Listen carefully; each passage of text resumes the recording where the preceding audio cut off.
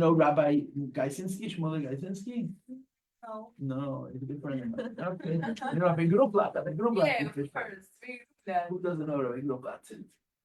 He's a holy Jew. He makes it bad for everybody. You know, when you have one child around, he ruins it for everybody. So you put the classes on YouTube? Yeah, they're online. Yeah, live, and then they have a website. You know about my website? No. Oh, I should punish you. Where do you do it? I have one card, a little bag. Thank you. Let me see if I have more. Otherwise, I'll take a picture of your card. Yeah, okay. I have more cards somewhere. Yours? Question is only little.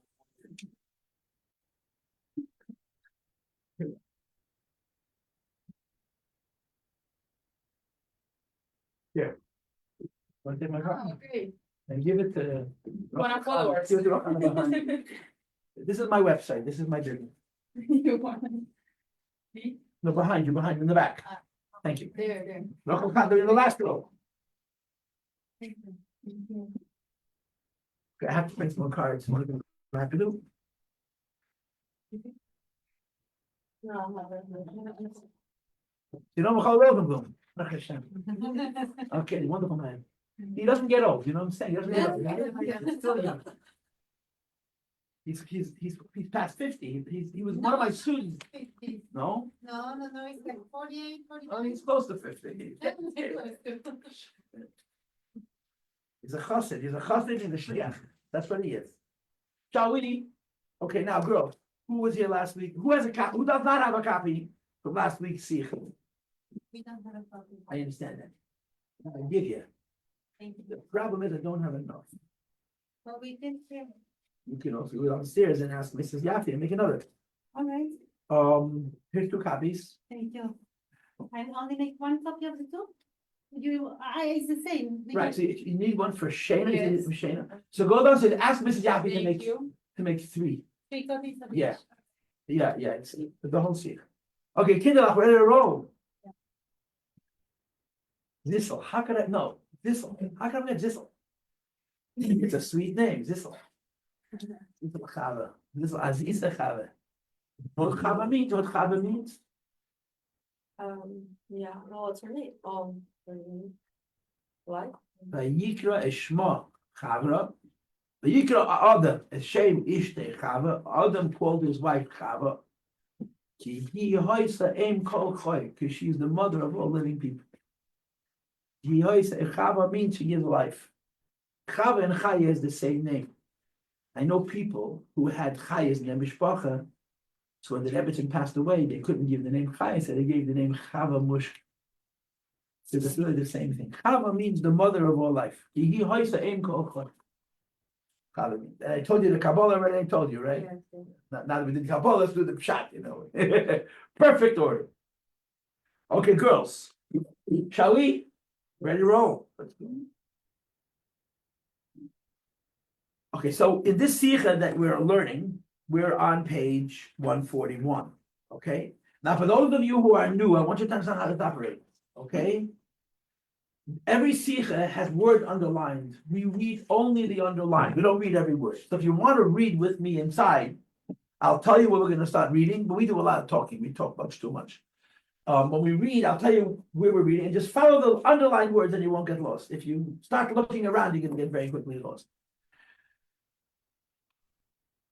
We're learning the story of the Chumash with Sichos. We're doing it probably now close to 15 years. Mamish.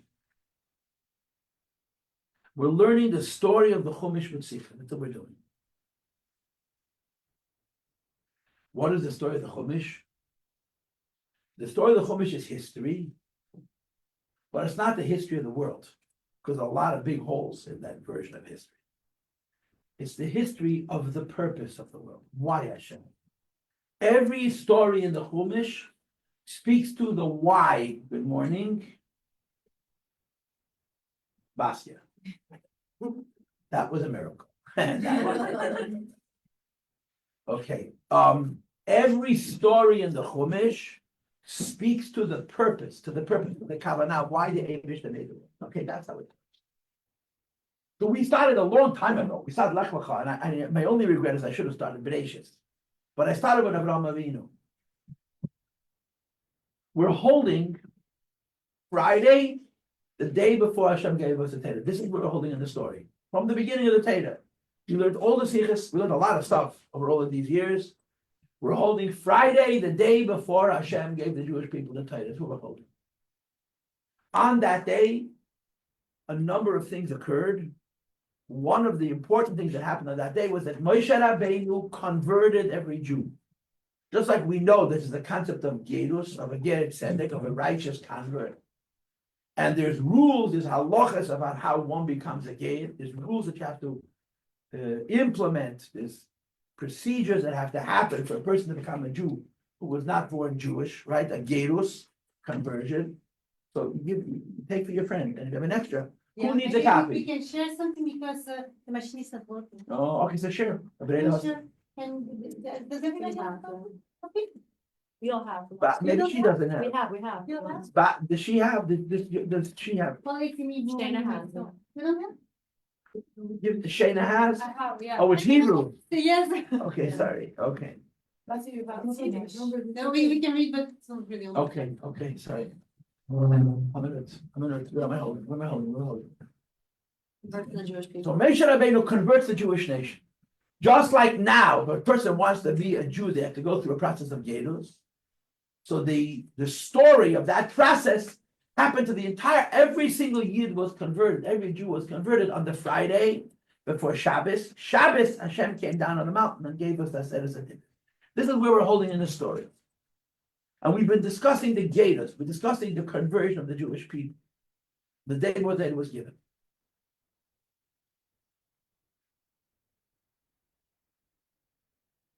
And one of the ideas that the Rebbe is presenting is that the gear that they did, the conversion that the Jewish people then did, wasn't really so good. It wasn't as good as our conversion. Why? Because you cannot convert. The most important part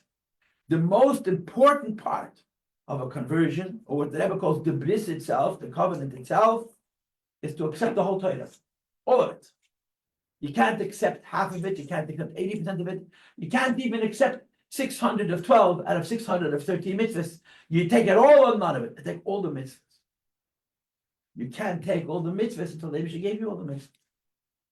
We would not get the mitzvahs till the next day, Shabbos, and Hashem came down on a mountain and He gave us all of the mitzvahs. And it says in Rashi from the Rasag that in the Seres Adibris, the 10 Commandments, and all 613 mitzvahs. So a person who's converted, a person who goes through Giyur, before the Eibush that gave the Torah,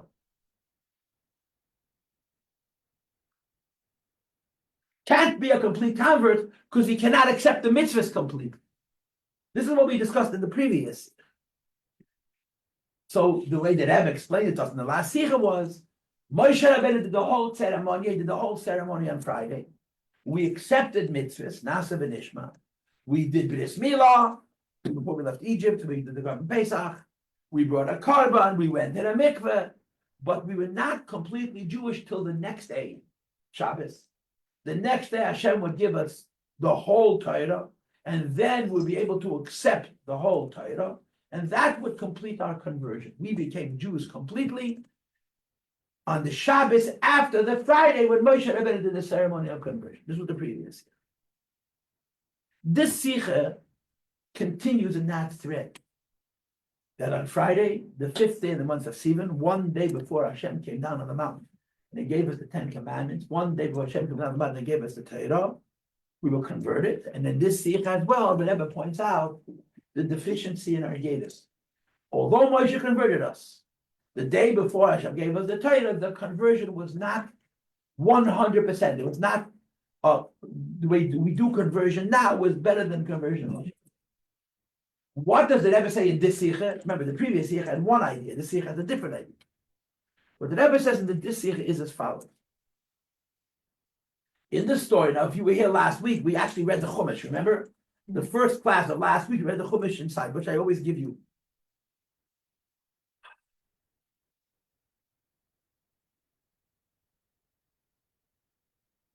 We read how Moshe Rabbeinu wrote down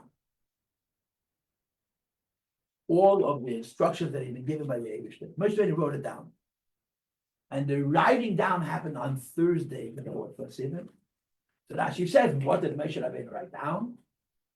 He wrote down he wrote down two things, but there's three things that are relevant here. He wrote down the story of creation from Bereshit till now. I wrote down the story of the Chumash till now. And he wrote down all of the mitzvahs that we were given, which includes the 7 mitzvahs of Noach. And by the way, for those who learn 3 prakim in Rambam, we're finishing Rambam in 2 days hence, right? On Friday, Mitzvah Shem. Today is Wednesday. Friday, we're going to finish Rambam. The third Pedic of Thursday and the first Pedic of Friday are the 7 laws of Noach. Right before the laws of Mashiach, the Rambam has the laws of, there's 2 chapters, that's all it is, of the laws of the 7 mitzvahs they gave Goyim. So Moshe Rabbeinu wrote on the 7 laws of Noach, plus a whole bunch of mitzvahs, because we got more. We had more mitzvahs in Mitzrayim, we got more mitzvahs in Mora. He mentioned specifically Paraduma and Kibbutz Avim and Shabbos and Dinim. The red heifer that you use when a person becomes tummy because they encountered a dead animal, and the mitzvahs of Shabbos, honoring your parents, and the laws of Dinim. Dinim means Jewish business law. Okay, so Moshe Rabbeinu wrote down in a book all the religion that they had. The next day he read it, but when he read it the next day, it's given a name. It's called Sefer HaBris, the Book of the Covenant. The day before, it says Moshe Rabbeinu wrote it down, but it doesn't say what is the name of the text that he wrote. Simply the fact that Moshe Rabbeinu wrote it. Okay? The next day, he takes the same text that he wrote the day before, and he reads it. And Rashi says again, what did Moshe Rabbeinu read that's called Sefer HaBris, the Book of the Covenant? 2 things, the stories of the Chumash from Bereshit until this point, and the handful of mitzvahs, whatever number they were.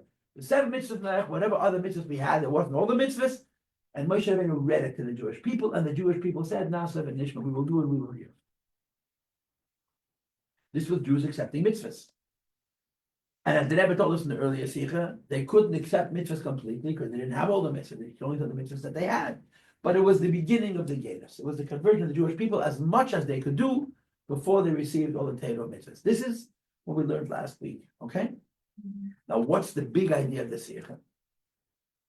The big idea of the Sikha, the philosophical idea of the Sikha is that we don't divide Torah into parts.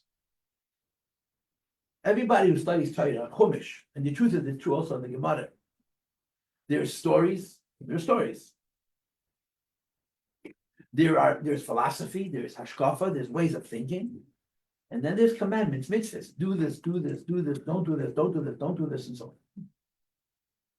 So Torah consists of many stories, and the stories of Abraham, of Yitzchak, of Yankov, of Yosef and his brothers, of Golos Mitzrayim, of Moshe Rabbeinu, and so on. And then you have laws. We do not divide the Torah into subparts. The stories of the Torah, the laws of the Torah, the theology, that's all one book. When Moshe Rabbeinu wrote down the Torah, wrote down this book of Bris, Sefer HaBris, he called the 2 things separately. The stories of the Chumash from Bereshit to Matan Torah, and the laws that they have. So the Rebbe observes, when we're going to receive the Torah properly, the Torah is going to be one book. There's different parts. When we don't receive the Torah properly, the Torah has many parts.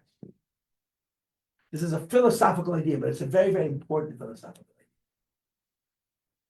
When Moshe converted the Jewish people, he first wrote, and then he read a book called Sefer HaBris, and the Sefer HaBris is defined as having 2 parts, the stories and the laws. Says the Rebbe, the idea that the Torah is divided into 2 parts is only true until the Torah is going to be given. Once the Torah is given, there's no parts to the Torah. This is the issue that our Sikha is engaged with. Okay? Okay? Mm-hmm. Yes? Yes. Then we have to talk about why. Let's talk about why. Why? What's wrong with the Torah having parts? The Torah has many parts, right? Many, many, many parts, right? How do we say the parts of the Torah, huh? The part that I like, the part that I don't like, the part that I agree with, the part that I don't agree with. That's 4 parts right there. There's parts. Says Meish, says the Rebbe, no. Torah doesn't have parts. The idea that you could speak of the Torah in parts is proof that it's not the Torah. And when Moshe Rabbeinu on the eve of Matan Torah writes the Book of Covenant, the Sefer Rebbe said he reads it to the Jewish people, and he categorizes it by parts. The reason he's able to do it is that it's incomplete. This is what we learn. Okay. Now we got two ways to do this. One way is I should teach you the idea and then read the text. And the other way is to first read the text and then teach you the idea. My Yetzer Hara loves to talk philosophy, okay? But the right thing to do is first to do the reading. So let's see if I have enough iskafia. In probably like in 2 minutes, I'll go back to the philosophy and I'll apologize after the class that I didn't keep my word. But the right thing for us to do now is learn. We should learn Perek Hey of the Sikha, okay? And Perek Vav of the Sikha. In other words, we should learn from 141 till 143. And I should hold myself back from giving you a whole philosophy spiel, and then I should tell you the philosophy. That's the right way to learn the Sikha.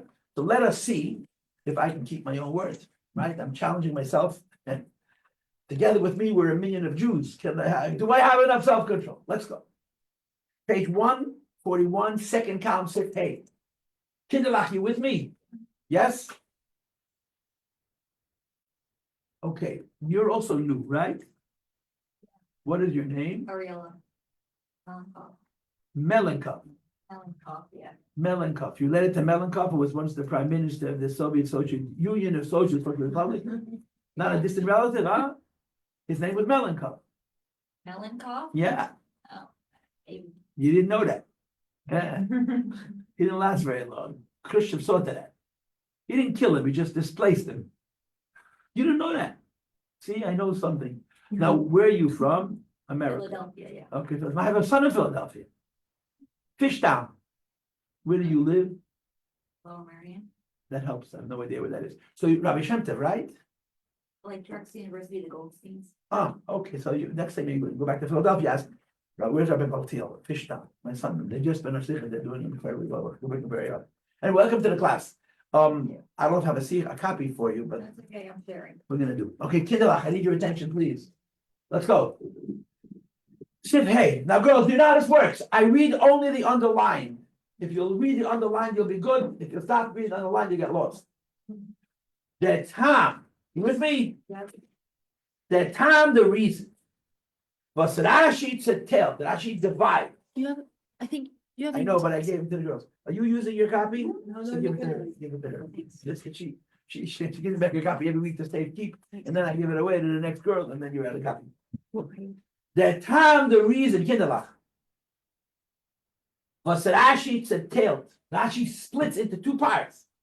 Mitten because of the fact that he wrote the Beidin Yonim, the two ideas. Number one, Mebereshis Vad Matan Torah, from the word Bereshis, the word in the beginning, which is a safe in the book of Genesis open.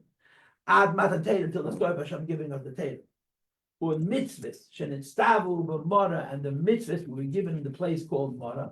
The reason Rashi, on the Pshat level, divides up the book that Moshe Rabbeinu wrote into two parts. It doesn't just say he wrote the Torah until this point.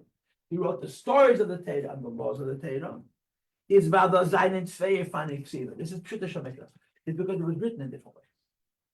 Now we're going to get to the philosophy later, okay? But our task at hand is to first teach the Sikha on the Pshat level and then find out the philosophy, okay? So on the Pshat level, Moshe Rabbeinu wrote two things and he wrote them in two different ways. Listen carefully. Aleph. Number one, last paragraph, page 141. Mibreshis Bad Matan Torah. The stories of the Chumash from Bereshis until Hashem gave the Torah is their Sipur Hamurois, the stories of the events. From the time the Eibush created the world. Bizens man until the time for Matan Torah when Hashem gave us the Torah. Says the Holy Rebbe, Hotzei, Roy Veruba, Moshe Rabbeinu wrote them, and then he adds in parenthesis, the vast majority of them, Moshe Da, Pashribin, Moshe Rabbeinu wrote it now, B'signei u'b'tzura, in the same language and the same form, V'zeizayin in ksuvim b'teira shalafoneim. We have a Sefer Torah. You know that? We have a book called Sefer Torah, yeah? Sefer Torah is a scroll. It has 5 svarim, Bereshit, Shmeis, When Moshe Rabbeinu wrote from Bereshit about Torah, he wrote the words that are in our Torah, more or less word for word. He wrote the stories just the way we have it. Why? The answer is why not? Listen, the Mehecha Tesa, why would you think Ufarvos Zolet, and why would he do it? Mishana not to make any difference. It's logical to say that Moshe Rabbeinu wrote the stories of the Chumash, which he knew I don't know how. But when he wrote them down, he wrote them as we have in our Chumash. The stories of the Torah from Bereshit to Har Sinai, Moshe Rabbeinu wrote them as they happen, as they are in our Sefer Torah. And the Rebbe says on the last line on page 141, in Geder for Ksivas Parashat Shal Torah. Since Moshe wrote from Bereshit, from the beginning of the Chumash, until Matan Torah, just the way we have it, that means he wrote the beginning of a Sefer Torah. He wrote the beginning of a Sefer Torah. There's another whole controversy here about Megillas Nichtava or Chasuma Nitno, which we're not going to discuss now. I'm thinking to get to it at some point later in our sequence. There's an opinion in the Gemara that the Sefer Torah had to be written at one time. The whole book from Megillah is written at one time. There's another opinion the Gemara is written in pieces and it was pasted together. And there's an opinion written at one time. Now, according to the way the Rebbe is explaining that from Bereshit till Matan Torah, Moshe Rabbeinu wrote then, how could there be an opinion that says that the Torah was all written at once? And the Rebbe addresses the question. But the point is, the stories that Moshe wrote, he wrote them just like we have. Because why not? And it actually says in the Rashi, from the word Bereshit until Matan Torah. Page 142. However, because of mitzvahs shenistavu b'morah, when Moshe Rabbeinu wrote the mitzvahs, which we received at Morah, was those seinen the mitzvahs? Which mitzvahs were they? Shabbos. The laws of keeping Shabbos. How do you keep Shabbos? By start, you need to know the base of Mikdash. You need to know the halachas of the base of Mikdash and it's Mildim, yes. So Did any of you learn the Chumash? The Bible? You learn the Bible, you learn the Bible, you learn Chumash Chitas. When you learn Chitas, Shabbos comes up, I think, 50 times, 49 times, incredibly. If you learn all of the times that the Shabbos is mentioned in the Chumash, you'll have no clue how to keep Shabbos. say that again. If you will learn all of the Psukim in the entire Chumash, beginning with Bereshit, Vaychulu Hashmayim Hashishi, Vaychulu Hashmayim V'Aretz, Vayvarach Elokim Es Yom Shvi, Vayikadesh Eiseh, Kivei Shabbos B'Cham Lach V'Shvam. You read every pasuk in the Chumash that deals with Shabbos, you'll have no clue how to keep Shabbos, not an iota. You know why? But when it says in the Torah keeping Shabbos, it talks about how holy it is. It talks about how restful it is. It talks about how pleasuresome it is. But the rules are not there. Maybe you learn how to make Kiddush and Havdalah, maybe. And maybe you'll learn you shouldn't make a fire, you shouldn't carry, but that's about it. The Lamitas Malachas of Shabbos are all, in the Lashon HaMishnah, Harorim Atloyim B'Shaira. They're hairs that hang by a thread. In the Chumash, you do not have, don't plow, and don't seed, and don't cut, and don't bundle, and don't thrash, and don't winnow, and don't grind, and don't sift, and don't knead, and don't bake, and so on. All of that's in the Mishnah. So the whole Chumash talks about keeping Shabbat. You learn all the laws of keeping Shabbat. You don't have a clue how to keep Shabbat. You know what that is? To the simple reason is because God wanted. Can't argue with God, right? But when I was growing up, my grandfather, my mother's father, who I knew well, told me, here's his teachers, that the laws of keeping Shabbat are not written in the Chumash because Hashem did not want going to keep Shabbat. The Torah is full of Shabbos. Shabbos is mentioned more often in Torah than anything else. When you read all the times that Shabbos is described, how to keep Shabbos, what you're allowed to do, it's not written. It's all oral. So I wonder, when Moshe Rabbeinu gave the Yidden Shabbos before Matan Torah, did he give them the Kiddush? Or did he give them the nitty gritty, the don't plow, don't seed, and the rest? Anyway, I digress. Now let me regress. Let me go back to it. Okay? Back to the page, 142. Okay, top of the page. Base. Because of mitzvah in the style of a mother, Moshe Rabbeinu wrote the mitzvahs we commanded in mother, but das sein and the mitzvahs fun and includes Shabbos. Keep it of aim. I'm not going to ask you how to honor your parents because it's too personal. Para Aduma, the laws of the red heifer, which only the Sanhedrin can do, and the laws of business. All the laws of business were given to Moshe Rabbeinu in mother. So the Rebbe says a very interesting thing. Hart doch nit gekent schreiben. There is no way that Moshe Rabbeinu wrote on the laws of Shabbos and the laws of Kibbutz Avim and the laws of Paradum and the laws of Dinim, of laws. There's no way he could have written down the way it's written in the Chumash. You know why? Because there are events that hadn't happened yet that are preconditions to writing that down. For example, by Paradum, what does the red heifer say? It's called Torah. This is the commandment of the Torah. You can't write that it's called Torah. The Torah hasn't been written yet. When it's Satam Oisa El Elazar Akayin, that the Paradum brought to the vice high priest to Elazar Akayin. All of these details are written down, right, and so on. But the Rebbe says we have Shabbos in the Chumash. We have Kibbutz Avim in the Chumash. We have Paradum in the Chumash. We have laws of business in the Chumash. We have the 7 laws of Neach in the Chumash. Moshe wrote those also. What the Rebbe presumes, he surmises, he presupposes that when Moshe wrote those words down, he didn't write it down the way we have. The stories of the Chumash, he wrote the way they're written by us. The laws of the Chumash, you couldn't write the way written by us because the Torah had not yet been given. Read it inside. It's mistaber, it's logical to assume. As Moshe had say Fashriben, when Moshe Rabbeinu wrote them, it's nish, it's not, parenthesis. But often of a nusach in the form and with the language. When they sein and später geschrieben when written by us. In other words, he only wrote, I'm reading the underlined girls, Teuchen ve'inyan ha-mitzvahs. He wrote the content and the idea of the mitzvahs, but he didn't write the words of how these mitzvahs are going to be in the Chumash. In other words, that is nish given. When Moshe Rabbeinu wrote down the mitzvahs, the 7 laws of Noach, and all the rest of the mitzvahs the Jewish people had, it did not have Geder, Ksivas, Pashish, Shal Teda, the category of writing the Sefer Teda. Not again, from Ksivas mitzvahs, it was writing down the mitzvahs. You know why? Because Moshe Rabbeinu could not write the Teda. The Teda is written, the Teda is not yet been given. So the Rebbe explains on a simple level. Moshe Rabbeinu wrote a book, and the next day he read that book. That book has a name. The name of that book is Sefer HaBris, the book of the covenant. And it actually says this book that Moshe Rabbeinu wrote on Thursday, the 4th of Sivan, and read on Friday, the 5th of Sivan, includes the stories of the Chumash and the laws of the Torah that we had before the Torah was given.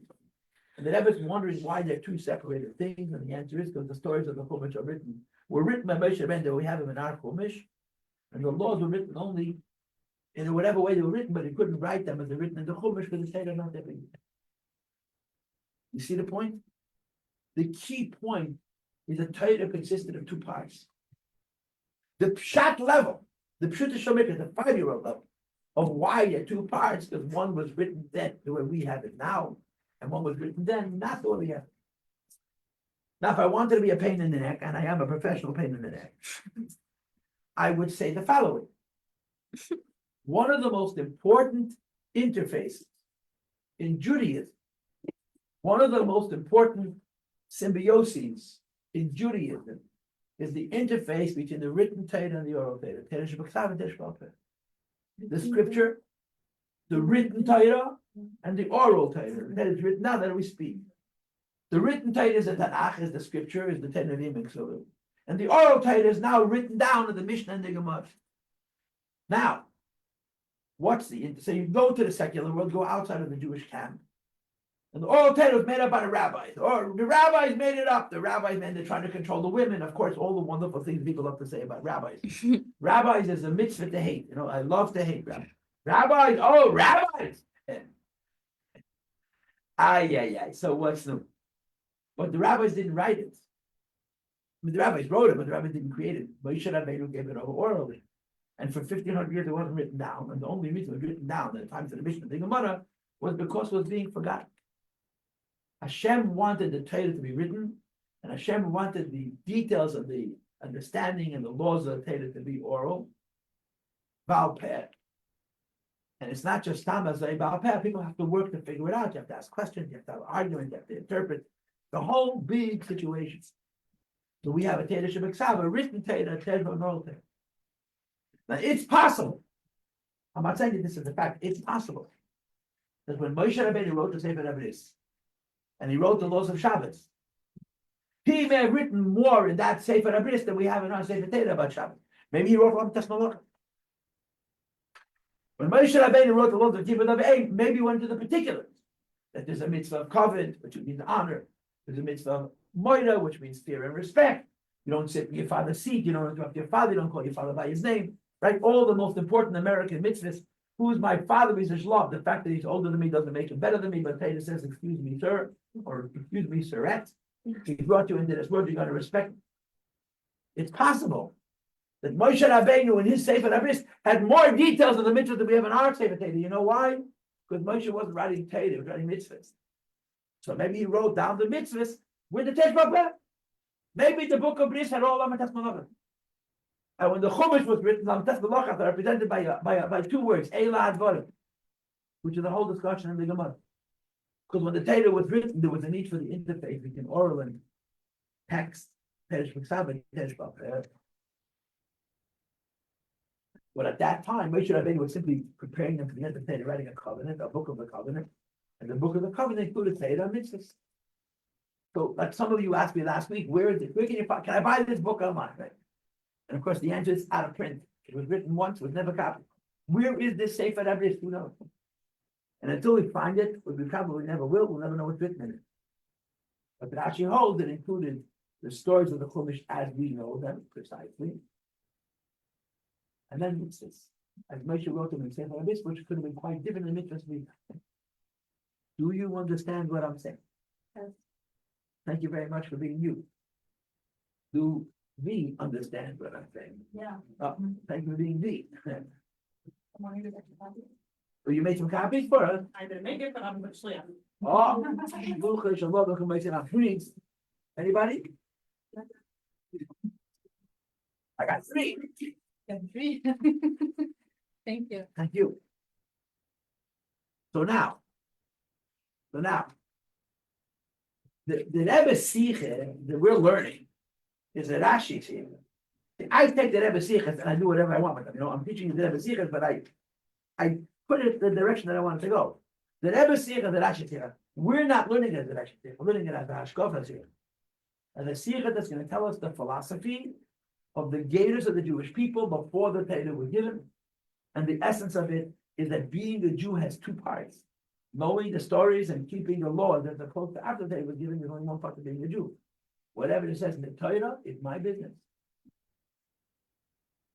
So now I have to continue my escape here, right? And keep on reading. Let's go. Page 142, first column, last paragraph. Bitte, bitte, which means please, please in German. I didn't get it. You with me? No. Page 142, first column, last paragraph. Let's say Matan Tatum. So long as the Tatum was not given. Then given saying there were two separate things. There were many separate things, but amongst them were these two. Parshas HaTorah, the stories of the Torah which are written in the Torah the way we have them, as Parshas, as a written text. Readable. Und mitzvahs to the Tav of the mother and the commandments that were given in mother. Yiddishkeit had two parts, the story part and the law part, and they were separate.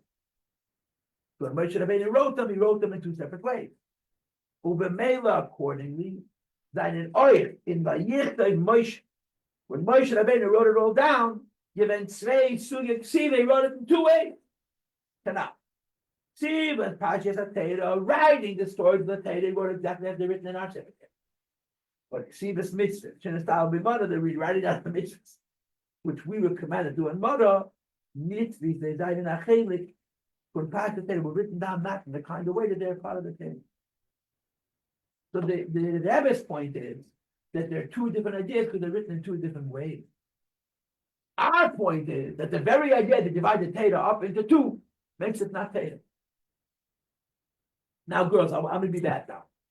This paragraph is not on the line. I want you to read it with me. The first paragraph, top of 1 4, don't want to read this. Noch matan Torah aber. You have the place? After the Torah was given, however, is nidor came time to machalik, to machanechel. There's no reason to separate. Because after Hashem gave us the Torah, the narrative is completely written. And after Hashem gave us the Torah is a singular point. But by Yichtei, Alice in Zelban Eif, Moshe Rabbeinu writes everything in the same way. The mitzvahs of Torah, the mishpatim, the laws of the Torah, the judgments. Then in Yeshua about the Moshe, written by Moshe Rabbeinu, once the Torah was given, aus Pachis Torah, second in the Torah, welche and how to be mitzvah and do these mitzvahs. Once we receive the Torah becomes a singularity. No two parts.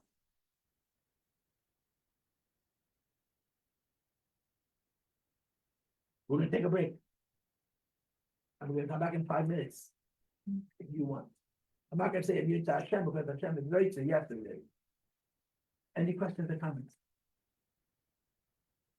Okay, come back in 5. You will.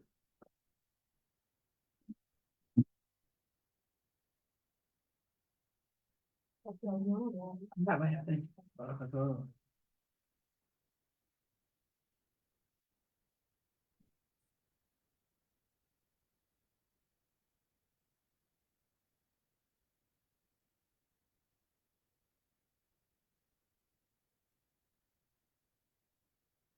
Can you do that or?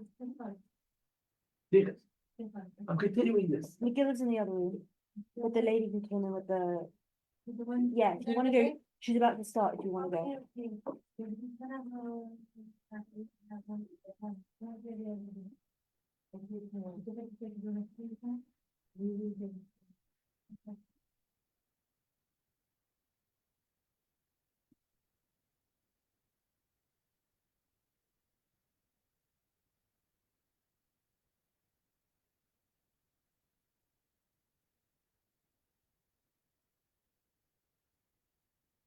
Nice to meet you.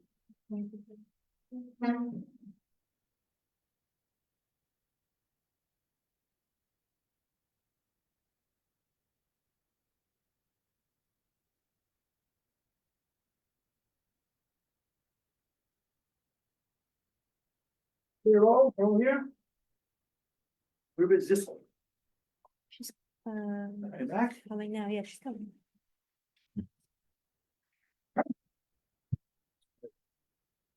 I'll pick up some food. My beard does not behave. You know what some men do? They put mousse in their beards to keep it stiff. My beard takes a walk, 3 hours. Okay. Oi.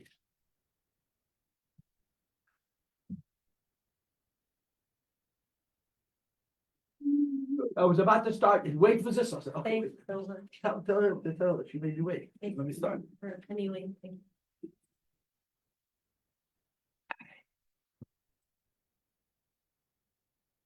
If you're gonna be a Zisa mama, you're gonna have Zisa kinderlein.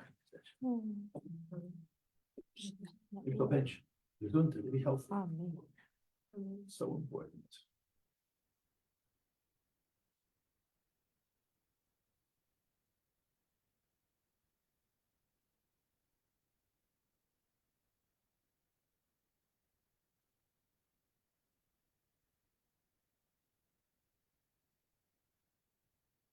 No, I'm sorry. Together we created the world's big. Okay, it's going off. It's going off. Biggest Havdalah. No more.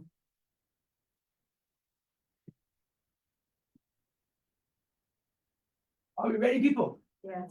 Yeah? So we're gonna continue reading, okay? I'm still doing this copy over here, which is like very big From what? Oh, reading. Right. Got for it. me. I'm holding myself back from speaking philosophy. But I wanna do this. I wanna read the paragraph I just read a second time. Okay. 141. 150, 142, Oh, second column, that's first right. paragraph, the one that's not underlined. That's why I can't find anything you're saying. 142. Second column, top of the page. Okay? Noch matan Torah ovid. Once the Torah is given, however, is nitok kain tam. There's no reason. So Machan Achiluk to divide the written narrative into two parts to make a distinction between writing the stories, which is called Torah, and writing the laws, which is called mitzvahs. Not about Yichtei, because when Moshe Rabbeinu is going to write the Torah, then Alice and Zelban open it in one way. Because Oich the mitzvahs mishpatim, also the mitzvahs in the Torah, that in Yeshivin Gavarim Dorach Moshe are written to Moshe Rabbeinu as Parshias HaTorah, as parts of the Torah. The mitzvah, which includes mitzvahs, meaning when Moshe Rabbeinu wrote it before, there's the Torah part of it, and there's the mitzvahs part of it. When he's going to write it after, mitzvahs are Torah. Now you must appreciate the significance of this philosophically, even though I'm not doing the philosophy yet, which is, when you write down laws, you write them down in a legal way. When you write down Torah, and the Torah includes laws, you write those laws as Torah wants those laws to be written. And just for an example, the example that I gave you from Shabbos. Nobody has a copy of the Sefer Abris. I don't think so, at least. Maybe in the Sefer Abris, Moshe Rabbeinu wrote Lamitas Melachos Shabbos. Maybe. Perhaps. I don't know. Why? Because of mitzvahs. But when he wrote Shabbos into the Torah, I'm sorry, I didn't wait. He wrote Shabbos, we just started Mamish. When he wrote Shabbos into the Torah, he wrote Shabbos in the Torah version. What's the Torah version? The Torah version is that the Torah just describes the positive of Shabbos. Shabbos is you have to remember Shabbos, you have to guard Shabbos, you have to make it holy, you have to bless it, you have to have pleasure on Shabbos, you have to have rest on Shabbos. But all the laws of Shabbos, and certainly the Rabbanan, Muktzeh, and all the other Shmusim, in Moshe's original book, they may have all been written down. But when the Shabbos is a part of the Torah, it's written in a Torah away, and Shabbos in the Torah is only the spiritual part of Shabbos, not the practical part. At your own risk. So Rashi. Li moiriyo. I davened this morning, and one of the things I said when I davened was Vayihi Yachad. Right, and Vayihi Yachad, it says that Hashem told Moshe Rabbeinu, Avram Avinu, "V'lech l'har ha'moiriya," go to the mountain of Moriah. And then at the end it says, "Vayikra Avram Hashem Makam Hu Ad Hashem Yireh." That Moshe Avram Avinu gave a new name to Har HaMoiriya, Hashem Yireh. Hashem Yireh, right? Hashem Yireh means that you should see Hashem, or Hashem should be seen, but Hashem Yireh means that from this place comes Yireh Shemayim, fear of heaven. Yireh Shemayim. That's what Moiriya means. Li Moiriya means I have fear of God. Li Moiriya. Your mother didn't give you that name so that she should have Yireh Shemayim. Like she called her Liat, that she should own her. She branded her. You belong to me. But when your mother gave Li Moiriya, Li meant you, not her mother. You understand? You don't got to change your name to Ani Moiriya. Li, but your name means Yireh Shemayim. It's pretty powerful. And you mentioned Yod, just the first two letters of Hashem's name, not the last two letters. Go ahead. I confused you completely. Do it every time. So in the beginning, he says that Rashi said that Moshe wrote the Sippurim like the way they are now, right? Right. So he's now saying a little disagree with Rashi? No, he's teaching Rashi. When Moshe wrote the Torah before, so the stories he wrote the way we have them, and the mitzvahs he wrote differently. When Moshe would write it after, there's no two part. That's two separate things. He wrote the stories in one way, the mitzvahs in another way. Because when he wrote the mitzvahs after he gave the Torah, in other words, the Rebbe is explaining how Rashi says, none of this went to Rashi. Moshe on one day wrote it in one way, and 2 days later he wrote it in a different way. Okay. You understand? Yeah, so this one that we have, that's Is the it- second one. Of course. The Sefer So Abris we don't have. is out of print. Yeah, it's out of print. I have to get a copy. Thank Yes. Siva, Kinderach inside. Der mit wird verstandig dem Tam. Now this is really Rashi. Some of this is going to seem not relevant to you because I'm not teaching you the whole Sikha. I'm teaching you the Sikha with a certain bent. I want to go in the philosophical direction of the Sikha, even though the Rebbe's direct intent is to explain Rashi. This explains the time, the reason. was kumendik zum Pasuk. When we come to the Pasuk, Vayikach Sefer HaBris, that Moshe Rabbeinu took the book of the covenant. Give me a second.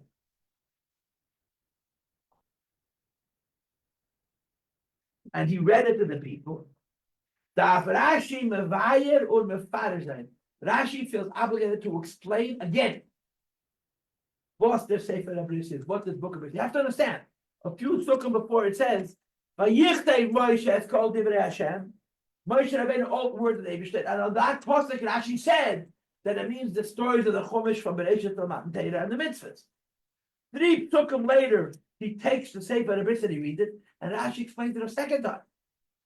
Now, why does Rashi have to explain it a second time? What was wrong with the explanation the first time? They never explained why.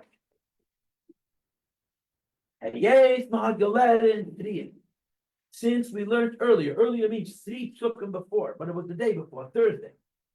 As Moshe had geschrieben, Moshe Rabbeinu wrote. Now, when it says 3 sukkahs before Moshe wrote, it doesn't say he wrote the book of the covenant. It simply says he wrote the words of Hashem. Vayichtei Moshe, it's called Divrei Hashem. Moshe Rabbeinu, all the words of the Eibishter. Rashi says that when Moshe wrote all the words of Hashem, it means the story and the mitzvah. 3 sukkahs later, the next day, he takes this book, but now it has a name. It's called the Book of the Bris. When he wrote it, doesn't say a name. Now it says a name, and actually holds it's the same book. So why does Rashi say 3 sukkahs later that it was 2 things? He already said 3 sukkahs before.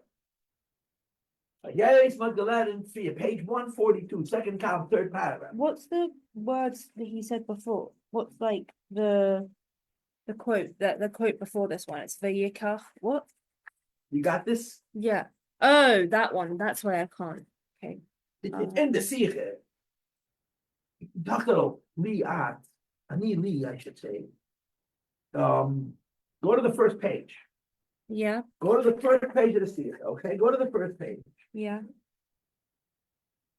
You see number 2? In the beginning. Yeah. Just on the line. Vayichtei Moshe is called Divrei Hashem. Wait. Vayikach Moshe Ein Es. Called Divrei Hashem. Mishprush, it says.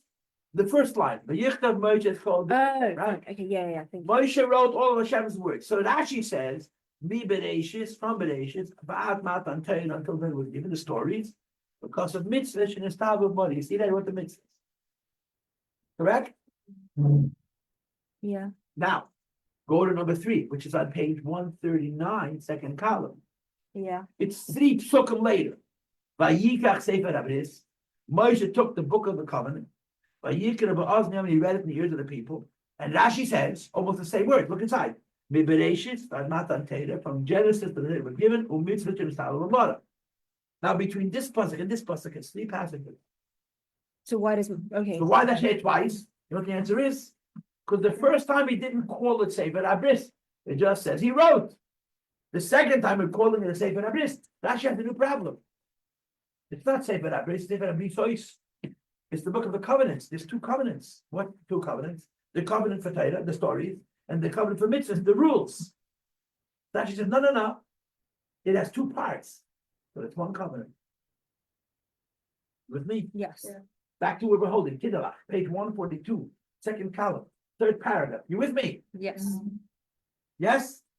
Hey, Yois, Magdalene, 3, since you read before, 3 psukim before. As Moshe had geschrieben, 2 besondere Jahren, Moshe wrote on 2 different things. Und geschrieben in 2 besondere Gitter, you can see they wrote them in 2 entirely different forms of writing. Und da steht Sefer HaBris Lashon Yachid. And now the book that he's reading is described as the book of the covenant, as if it has only 1 idea in it, the covenant. The Ad for Rashi is that. Rashi must point out that even though we're calling it the book of the covenant, as der Sefer HaBris, this 1 book of the covenant, besteht von dieselbe 2 verschiedenen Jahren, has 2 parts. There's 1 covenant, but it has 2 parts.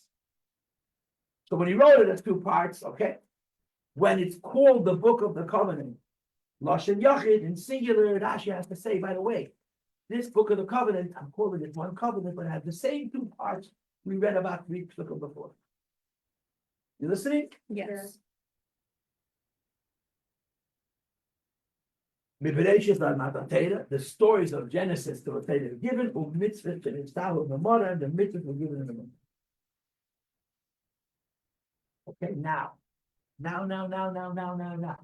There's one covenant that entails 2 things. You listening? Yes. Yeah, now, what's gonna happen the next day? The next day, we're gonna get the whole Torah, and when we get the whole Torah, these 2 things are gonna become one. Right? Right. So now, the Sefer Abris is the 2 things. But tomorrow, this same Sefer Abris is gonna become for 1 thing. But at this point, at this juncture, the Sefer Abris is the 2 things. I'm reading the Sikha inside Goyal. Page 142, second column, 3rd paragraph, 3 lines from the end. Midem ved oich aroyes gebra. The way Rashi tells the story. Moshe Rabbeinu wrote 2 things, 2 separate things, 2 different styles, and those 2 things carry 1 name, Sefer Abris. And then Moshe Rabbeinu read the Sefer Abris to the Jews the next day, which includes the 2 ideas. This brings out as the Bris Mitgivim, from the day before the Torah was given, when the Jewish people were converted, they went into the covenant, is given a big Yonah for 2 things. Now appreciate, girl, that tomorrow these 2 are going to become 1. But right now they're 2. He makes a covenant for Torah, which means the stories of the Chumash and maybe the philosophy of Chumash. He makes a covenant for mitzvahs. Tomorrow these 2 are going to become 1. Right now they're 2. Aleph. Hashem makes a covenant, a pact with the people for Torah, learning Torah. But doesn't give in, this is achieved by writing down the Bereshit of Torah. When Moshe writes the stories of the Chumash, but he writes the stories of the Chumash as they appear in our Sefer Torah now. So that's Torah. And the Jews committed to the Torah of the Eibush gave. And they, if Kiyam HaMitzvah, is our fulfillment of mitzvah. By writing down the mitzvahs we were commanded in the Torah.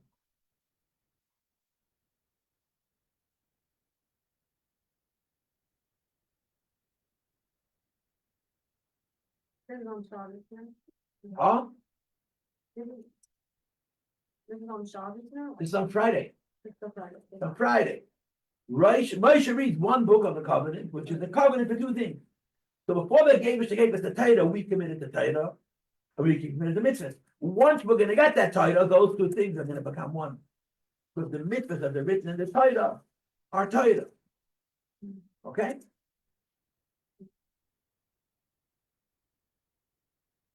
Now, how many philosophical speeches could you make out of it? In how many different ways could you take this? And just think about it. It's so interesting. 1 book includes 2 covenants for 2 things that tomorrow are going to become 1. The whole thing is framed for so much analysis. No, it leaves so much space for a discussion, for a conversation.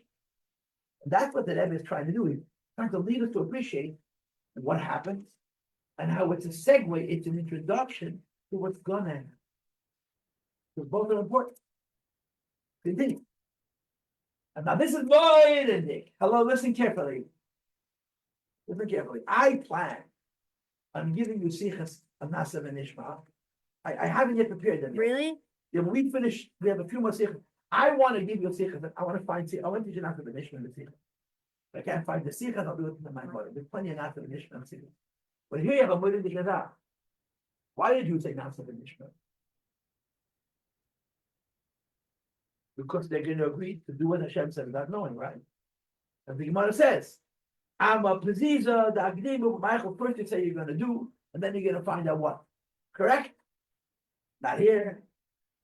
You know where he said Nasav and Ishmael? Because they made a covenant for 2 things. So Nasa is for mitzvahs and Nishma for Torah. Isn't that mind blowing? It's a new Nasav and Ishmael. Yes? Since in this Sikha, the Jews are making a covenant for 2 things, for Torah and for mitzvahs, they say 2 words. Nasa, we will do the mitzvahs, and Nishma, we will learn the Torah. It's a whole new situation. The Rebbe takes Nasav and Nishma that every child in school learns one way, and he turns it on his head.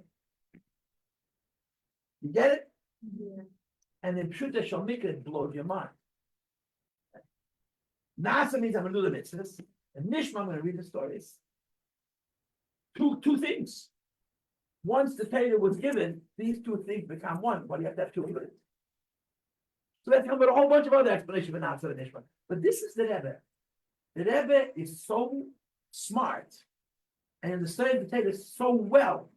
He never gets trapped in the box of what he knows already. He's always able to think differently. The Rebbe knows what we know about Nasa and Nishma. But in Rashi, in this Sikha, he says Nasa and Nishma means something different because when they made this covenant, Judaism still had two separated parts. So the Nasa is for one part and the Nishma. Nobody else would think of this. Because we all know what Nasa and Nishma mean. And the Rebbe never knows. Everything's another way. It's unbelievable. It's so beautiful. Read. Last paragraph, 142. When Apiza Yumta, this makes sweet. Zissel.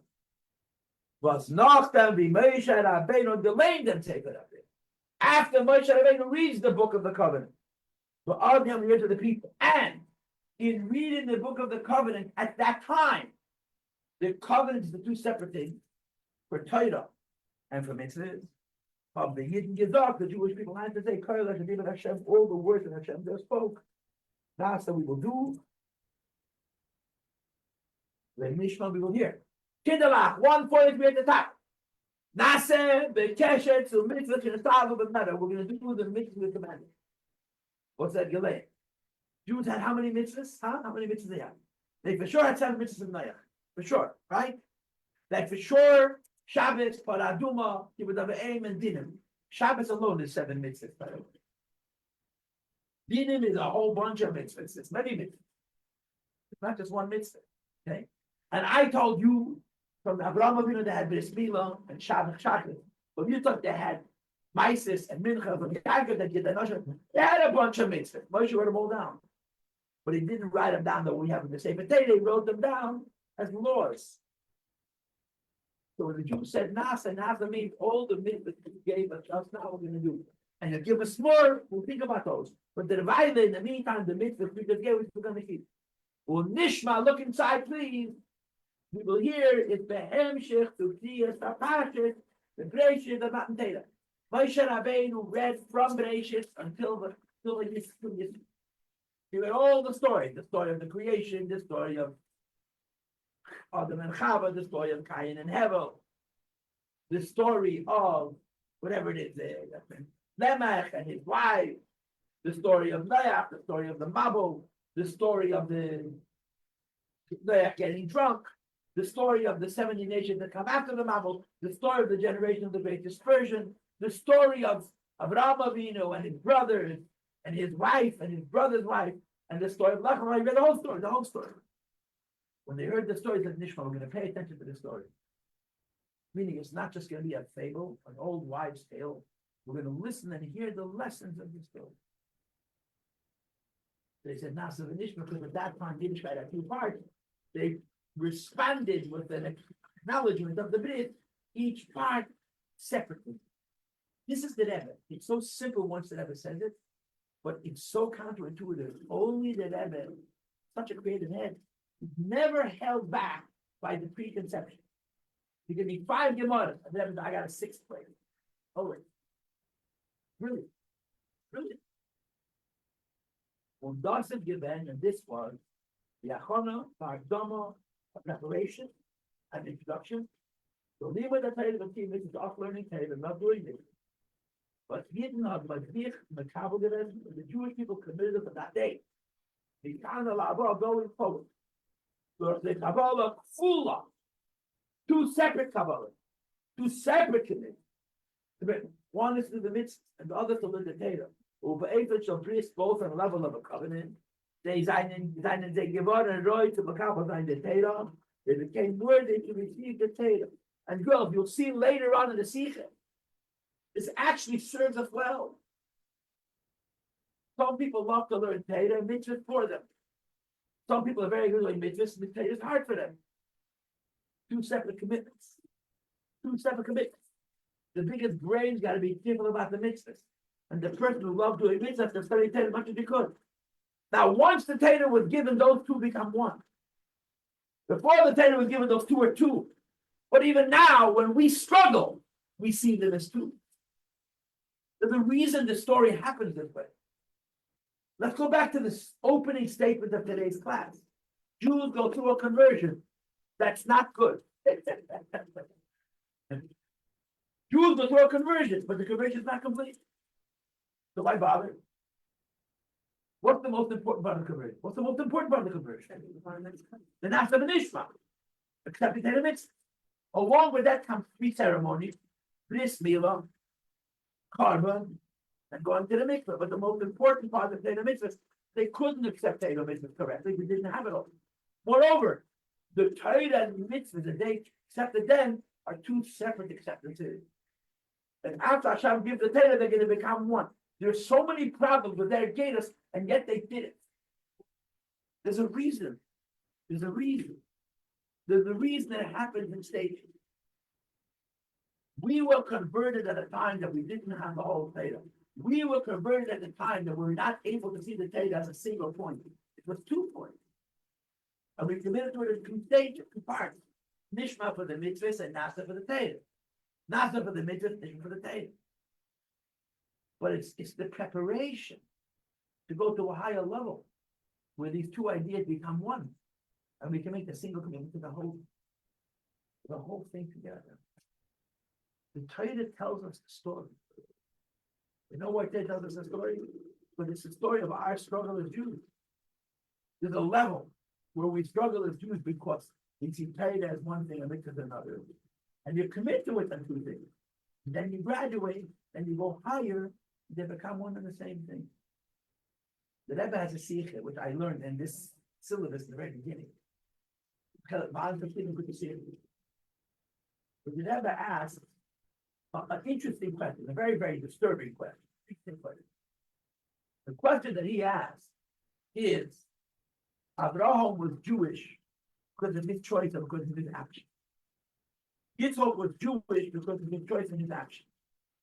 Yaakov was Jewish because of his choice and his action. Sarah was Jewish because of her choice and her action. Rivka was Jewish because of her choice and her action. Leah and Rachel were Jewish because of their choice and their action. Why are we Jewish? Anyone want to answer the question? Because we were born Jewish. And it's an inheritance. And we're Jewish no matter how terrible we act. But the Rebbe says a very simple thing. Why is the story of Avraham, Yitzchak, and Yaakov alive written in the Torah? We practice a different religion. They practice what I like to call personal religion. They practice the religion Yiddishkeit that they created in the Davish. We practice what's called, I'm going to say very bad words, don't listen, okay? Organized religion. We have the same Torah, same mitzvah, same Shabbat, same Shabbat, same kosher, same thing. But the Rebbe actually asked the question, there's no need for us to know the story of Abraham. They practice different religion than we do. But why didn't know their story? It's a different question. You know what the Rebbe's answer is? It's true we're born Jewish. It's true that each one of us has to do the mitzvahs whether we like it or not.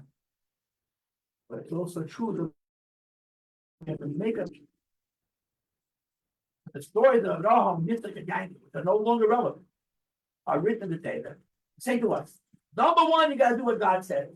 Number 2, do what Abraham Avinu did to make it yours. Do what Yitzchak Avinu did to make it yours. Do what Yaakov Avinu did to make it yours. Do what Sarah did. Do what Rivka did. Do what Rachel did. Leah did to make it yours. We have a very similar thing right here. Everything we just read is going to be overturned, it's going to be transcended, it's going to be replaced by a whole different kind of covenant. And then that covenant is not going to be 2 things. It's not going to be a separate Torah. It includes everything, including mitzvahs on Torah. So why is the story written here? Because on a personal level, on an avoidable level, forgive me for doing this, but this is such a terrible thing. Before I come here every Wednesday, I listen to the class of last week. Last week they had a lawnmower. And we talked about smelling grass. If we smell the junk that they're digging up, it's not gonna be buggish. We'll take the lawnmower over the rumbling hammer. Anyway, look where my head is. My question this morning, listen to me say last week about the lawnmower and throwing the grass. Did you laugh at yourself from the week before? Every time. When I stop laughing at myself, after we retired, sent out the pasture. Okay, now that I interrupted you from the school of thought with Shtusim, let's go back to the text. The Rebbe said, we're learning about a story which was literally true for one day. Now we made two covenants with two separate things, because right now Judaism consists of two parts. Tomorrow Hashem is going to give us the whole Torah, but in giving us the whole Torah, he's not just going to give us more mitzvahs. He's going to make the two poles of Yiddishkeit, the study of Torah and its message, and the practice of mitzvahs and its application into one singularity, into become a single covenant.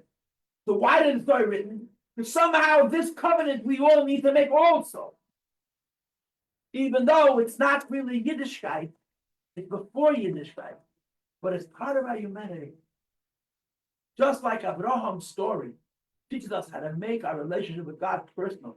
Even though a Jew relationship with God is not personal, it's absolute. Maybe she makes the relationship. You have to post facto personalize it. Saying it's true, the two covenants are going to become one covenant. We still need to know that at one point they were two separate covenants, because as human beings need to personalize. You gotta admit that this is pretty cool stuff. It's beautiful. Beautiful. Beautiful.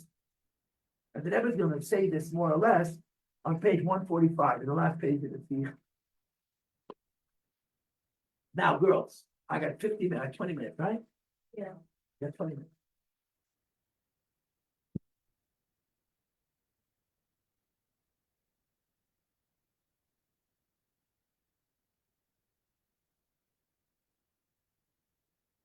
One of the most frequently used words. So, hello, I did a scafia today. I held myself back. I read the whole thing till the end. And now I got 15 minutes to give you my pontification, my own version of it. Okay. One of the most important words in Hasidic thinking, and I think the word is misunderstood, it's very oversimplified, is the word etzem. But we call Hashem Achnos. Call God etzem. We translate the word etzem into English to mean essence. And to be honest, translating etzem into English is not helpful because no one knows what essence means either. No one knows what the Hebrew means, no one knows what the English means, but we sound smart, so nobody questions them. The essence of God, what heaven's name does essence mean? Excuse me, don't ask the question, you're going to ruin it for the rest of us, we're all good. I want you to know that the Hebrew word etzem really means, literally means, in relationship with self. There's two ideas, etzem and gilui. Gilui means a relation. Gilui means a relationship with another. Etzem means a relationship with something. Hashem has an etzem. Hashem is it by himself. And Hashem has a gilui, how Hashem relates to us. Follow? Gilo is the relationship with To another. ourselves. Oh, to another. Yeah, to be honest with me, the guy using that powerful hammer with air And Etsem is in relationship with self. relationship with yourself. itself. Oh, with itself. Yes. So my etzem is my relation with me. Hashem's etzem is Hashem's relationship with himself. In Hasidic writing, there's a lot of discussion about Hashem giving us his etzem. In other words, Hashem giving us what you can't give. Hashem gave us the idea that Hashem exists by himself. Now, if I use the word essence, you'll all understand. Why? Somehow that makes sense, even though you don't know what the word is. Hashem gave us his essence. Hashem gave the ungivable. You cannot give yourself. You can give your ideas, you can give your feelings. You can't give yourself because when you are by yourself, it's not communicable. In Chassidus, it says, Etzem, built in this God. What something is in relationship itself cannot be revealed. Etzem, built in this Chalek. What something is in relationship itself cannot be divided up into parts. Etzem, built in this passion. But something in the relationship itself cannot be diluted in order to expand and occupy time and space. Etzem, which we translate in English as essence, is non-communicable. Your essence, nobody could know. Why do people love themselves so much? There's a lot of answers. And one of them is because they know themselves. Not they know how smart they are, that you also know. Not you know how kind they are, they also know. They know something about themselves that you cannot be put into words. It's their accent, it's the way they know themselves. The way we know ourselves, we can never tell another person. The reason we love ourselves so unconditionally cannot be communicated because nobody else can know what you are by yourself. Nobody else can know your essence. And I'll use the bad word again. Nobody can know your essence. Yet, let's see this talk so much about Hashem giving unto them. And the simple truth of the matter is, it doesn't make any sense. How can Hashem give us of Him what's ungivable? You understand the question? Yeah. That's the question. That's it. One more time. Huh? Let me repeat one more time, please. How could Hashem give us of Himself what you can't give? Nobody, no thing could give its essence to anybody else. You cannot give, you're gonna get married, I hope, to a nice guy. You're gonna be very kind and very capable, and you're gonna actually have shalom bayis, real peace and love in the home, and you'll have healthy children, and a lot of parnasa. You'll do many, many good things, and you live together for 75 years to start, then we'll renegotiate the term, yes. Your husband will not know you the way you know you. You'll know a lot about you, trust me. Ooh. A lot more than you want anybody to ever find out. In fact, you're gonna find out things about yourself because of what your husband's gonna see. But the good news is, it's gonna work both ways. You're gonna find out stuff about your husband that you wish you didn't know. But you'll work it out, you'll make it work. But you'll never be able to give your husband the way you know you. You can't be communicating. That's Hashem, you can't bring. Okay, fine. I'll give the answer, but you understand the question. Yet it's all over, because see this, that the Abishah gave us himself, see this. Now what's the answer to the question? There's actually a good answer to the question. It's an answer which is counterintuitive and makes you very nervous, but it's a good answer. Does anybody want to take a guess? How could God give us His essence? We have peace of Hashem within a side of ourselves. The only way God can give us His essence is if we find His essence in our essence. But He's not giving it. Me giving you my essence means you're person A, I'm person B, I'm communicating to you who I am. Communication does not allow for the communication of that. It can't be given. But what if you could find me inside yourself? Like He doesn't find you. How could you love another Jew exactly like you love yourself? Because the other Jew is in you. Then that law breaks down. The law that says you cannot communicate essence presumes that you communicate to somebody else. The idea when Hashem created the world, and part of that purpose is that we should get what Hashem Himself is because Hashem Himself is in the creation. Hashem Himself is in the neshama of each Jew. Hashem is in the heart of every one of us. We don't find Hashem out there. If you find Hashem out there, it's never going to be essence, it's only going to be revelation. It's not going to be how He knows Himself, it's but how we can communicate Himself to another. The concept of us knowing the so-called essence, how Hashem knows Himself, it can be put it inside us. So we're knowing God from the beginning of saying these words because we are God.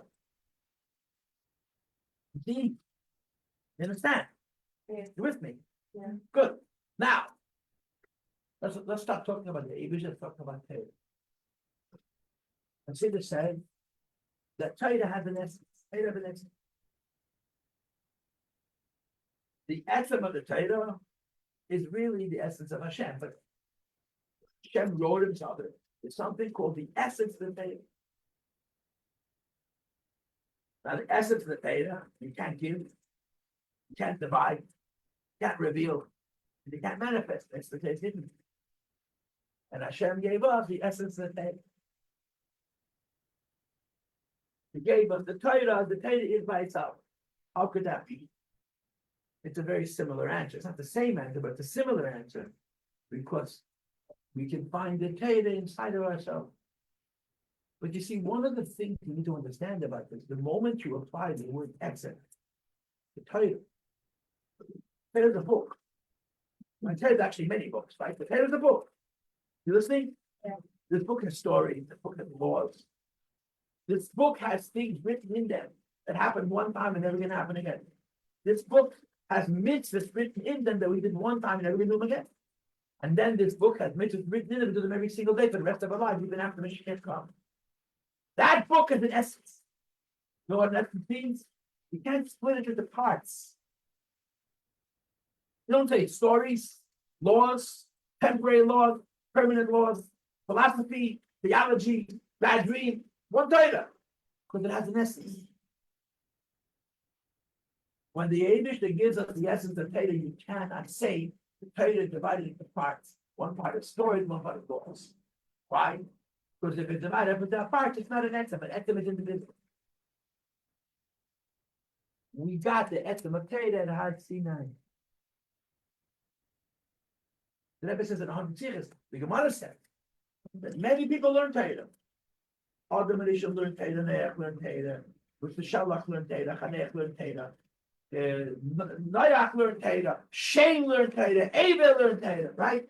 The Avis took it to another level. They didn't just learn Torah. The Mishnah says in the Godim, they practiced mitzvah, including the Derabbanan.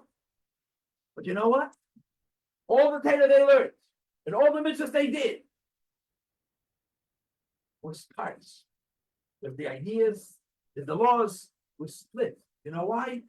Because the Torah that they had didn't have the essence. It only had the revelation. However, God gave it to them. They knew the Torah, however they knew it. The Avis not only knew the Torah, they knew how to do the mitzvahs, but the Torah they had and the mitzvahs they had was divided up into parts. The day before the Torah is given, Moshe makes a covenant with the Jewish people and says, Kindalach, we're making a covenant for all the different pieces. They only had the essence. No, they didn't have the essence. All they had was the Torah. They had the revelation, which includes the ideas. And the others had not just the ideas, but the law that actually did it. But it's split. Friday, the 5th of Sivan, Moshe Rabbeinu makes a covenant with the Jewish people for the Torah divided up into parts. And he either tells them or he doesn't tell them. He says, tomorrow, this divided Torah is becoming a singularity. It's becoming an essence. And an essence is no parts. But right now it does have parts. Because it's not an essence. I'm making the covenant with you today. I'm not waiting for tomorrow. We're making the covenant now. We'll come back tomorrow and make another one. And when we make it tomorrow, it'll be a singularity. But right now, we are making a covenant for the Torah divided up into parts because the Torah doesn't have its essence. Once the Torah has been acquired, its essence, it's not going to be departmentalized. Compartmentalized Torah, it's going to be a singularity.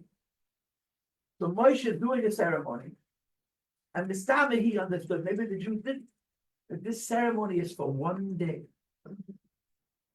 All of this is going to change tomorrow. But he does it anyway. Right now, we're committing the Torah separately and mitzvah separately. Tomorrow, they're going to become one thing. And we're worried, the Rebbe says, the Galus completes itself in it. And the previous year, the Rebbe says that by Har Sinai, when we got all the mitzvahs, it completed the conversion that they did the day before. What we're talking about in this sikha is that conversion. So Moshe Rabbeinu is making a covenant with you for a Torah that literally tomorrow is going to be completely new. With different rules, different philosophy. It's going to be an essence. And it's going to be an essence, doesn't have parts. He said, let's make the covenant Torah right now. And you must understand, Moshe Rabbeinu was not just doing it for that one day. Moshe Rabbeinu is doing it because for the rest of history, there is a time and a place for us to see in our Avodas Hashem life how they're two separate things because of our need to personalize. But on an ideal level, on a true level, tomorrow Hashem is going to put into his Torah, his essence, or as Rebbe reads from the Gemara, Hashem is going to write into the Torah, Anoichi, what's Anoichi? I know Nafshik Soviet Yehovah's I wrote and gave it. I put myself in there and I gave it. Nevertheless, he's making the covenant today, even though tomorrow it's going to be home with him.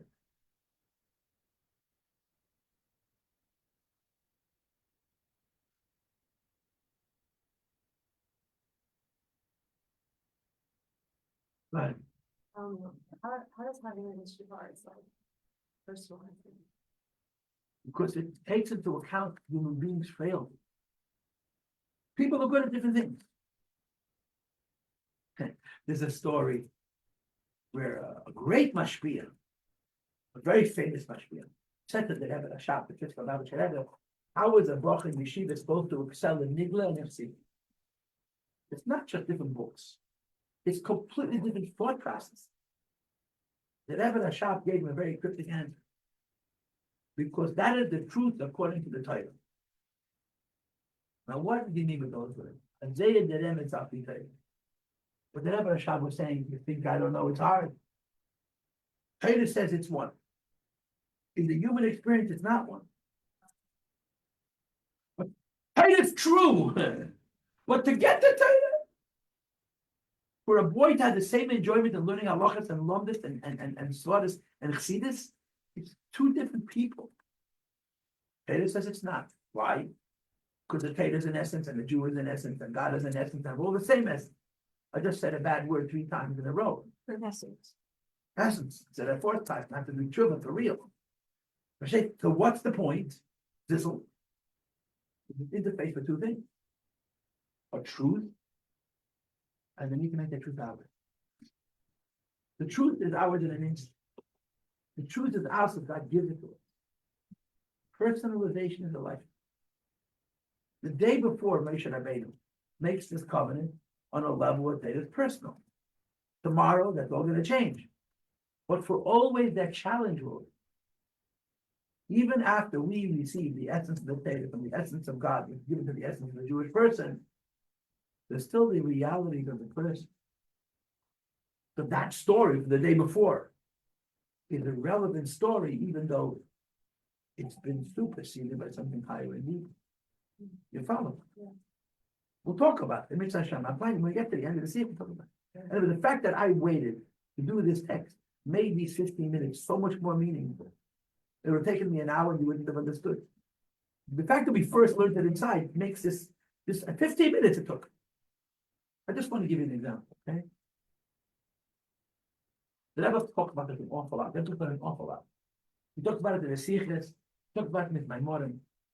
But he also talks about it when he talks about modern intellectualism.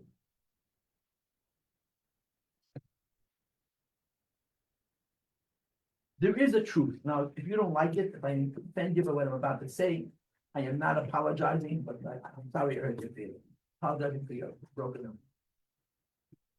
In the world in which we live today, some of the smartest people in the world, some of the literally, the highest IQ, are the biggest idiots. They're so smart and they're so stupid. They're really so smart. And yet they make decisions, they take policies that don't make any practical sense. You know why? Because they live here. There's a letter from the Rebbe. The Rebbe wrote to somebody in Miller, in what's his name's book, in Telushkin's book. Telushkin's book has a section on the Rebbe and science. And everything is source. Everything has a source. You can look up the sources. The Rebbe was in Berlin. The Rebbe learned by Nobel. The Rebbe had a professor named Schrodinger. You ever heard of Schrodinger? Yeah. You ever heard of Schrodinger? One of the important physicists. Schrodinger has a cat that no one knows if he's alive or dead. Out of the end of it. The Rebbe learned by Nobel laureates, one of the greatest professors in Berlin. And they were so smart, the Rebbe said. When they had to make decisions about their life, about their family, about their children, they made idiotic decisions. They said, I couldn't understand that people are so smart to be so wonderful. And they were convinced that they're making these decisions based on the scientific method. Because there was a disease in academia. Now, you tell us to an academic, he's not only going to be insulted, he's going to say, you're a part of the problem, you're another one of those idiots. The disease in academia is that the most important thing is knowledge and information. And it's not true. The most important thing is people. people, even dumb ones, when people get caught up with ideas and they create what we call an ivory tower, ideas by themselves. So you come up with brilliant ideas. They're actually very logical. They're just not practical. I tell my students all the time, which is a better political system? Socialism or capitalism? Capitalism is built on selfishness. It's built on greed. Socialism is built on kindness. What's the fact? That capitalism has been so much kinder than socialism. And socialism has been so evil and cruel. For one reason. Because if ideas are not practical, they're bad. They're bad. If you teach children how to live in an imaginary world, that's not the real world, you are hurting them. Yeah, but I'm teaching them about these beautiful ideas. But these beautiful ideas, this kid needs to survive in the real world. To survive in the real world, you need toughness. I'm not saying make your child into a bad person. But you can't live in a theoretical world where everything is nice because it makes sense to you. It's got to work. It's got to work. And if it doesn't work, it's not just not a good idea, it's a bad idea, it's a terrible idea, it's a dangerous idea, it's a cruel idea. There's a famous quote from the Rambam. He who was kind to the cruel is being cruel to the kind. When you try to be nice to people who you shouldn't be nice to, you're hurting people who are nice. Ideas are only useful if they're practical. So people who study in academia, whatever field, even in the physical science, but certainly in social sciences, there's normal ones and crazy ones. I'm sorry for being so insensitive. The normal ones live in the real world. They have husbands, they have wives, they have children. Maybe they can't talk deep ideas with them because the person they marry is not that bright. But they have relationships. And they know the place of ideas. And then you have those who are stuck in that world. They live there. That's all they have is knowledge. And they consider themselves superior to everybody else because they're busy with higher things, but they don't have normal lives. The problem is not that they don't have normal lives, but they're not normal people.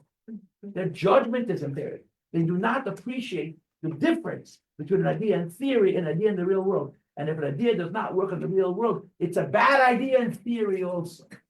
Now, why did I just bring this up? Besides the fact I love to be a bully, when there's nobody who can argue with me. That's the difference between the Torah before and the Torah. The Torah was divided. There's things you got to do, and the things you have to understand. The things you got to do, you got to do. The things you have to understand, but they're only in your head. Which means those ideas in your head may not work in the real world because they're just ideas. When the Eibishter gave the Torah, and he added to the Torah the so-called essence, he wrote himself into the Torah. The book became a book where the ideas and the actions cannot be separated. There's no such thing as a theoretical idea in Torah. No such thing. Every idea in Torah is practical. And if it's theoretical and not practical, it isn't Torah. Because the Torah has become an essence. And the essence says from the top of your head and even above your head to the bottom of your feet and even beneath your feet, it's one. It's not a Torah for your brain, not a Torah for your eyes, a Torah for your hands, a Torah for your feet. But Moshe made a covenant for a divided Torah, for a departmentalized Torah. So in the departmentalized Torah, the stuff you got to do, the stuff you got to study and understand, the stuff you got to study and understand may be so theoretical that it doesn't have a connection to the real world. Then the Eibishter came down on a mountain, gave us himself. And by giving us himself, he put himself into the Torah. Now, how could Hashem give us himself if we can't have his essence? How can Hashem put his Torah into the essence of the Torah if you can't give the essence? And the answer is because the essences are all one. The essence of God, the essence of the Jew, they're all. Inside a Jew, there's the same essence. And now there's no divisions. There's one Torah.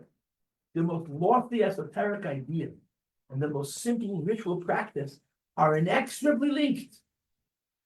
And if you understand the Torah and you do the mitzvahs and the two separate things, there's something wrong with your covenant. Because they're inseparable. Nice, huh? I will see you in a week. What are we doing next week? The Pasicha? No, we're not finishing. Oh, yes, that's good. Okay, it's a good thing, but we're gonna finish next week and probably start the next one. We're moving. Slowly but steady, we're getting there. Chazak, chazak! Okay.